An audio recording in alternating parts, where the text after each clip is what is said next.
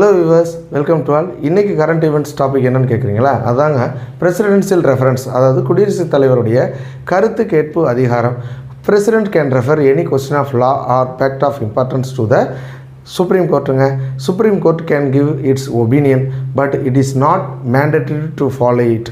அப்போ எந்த ஆர்டிக்கலை யூஸ் பண்ணி குடியரசுத் தலைவர் அந்த கருத்து கேட்பு அதிகாரத்தை பயன்படுத்தலாம் அப்படின்னா, இந்திய கான்ஸ்டியூஷனில் 143 ஆர்டிக்கல் நம்பர் 143 தாங்க.